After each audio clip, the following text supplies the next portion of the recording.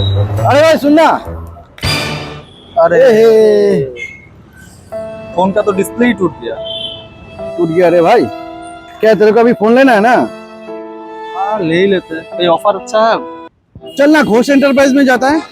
सुना है कि उसमें ईद ऑफर में 21 रुपया डाउन पेमेंट में फोन मिल रहा है।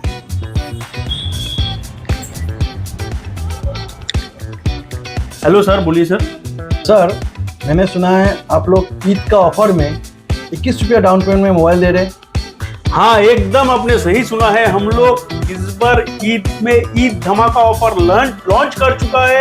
थोड़ा सा ठीक ठाक अगर आपका सिविल होता है तो घोष एंटरप्राइजेस आपका पसंदीदा, आपका सपनों का स्मार्टफोन ओनली 21 रुपया में, हाँ ये सही सुन रहा है, 21 रुपया डाउन पेमेंट में आपको घोष एंटरप्राइजेस आपका सपने का स्मार्टफोन आपका हाथ में पहुंचाए। এই biggest Eid offer Ghosh enterprises আপনাদের সাথে সেলিব্রেট করার জন্য এত বড় একটা অফার রেখেছে। তাড়াতাড়ি আমাদের স্টোরে আসুন, আমাদের যে কোনো ব্রাঞ্চে সেম অফার अवेलेबल আছে।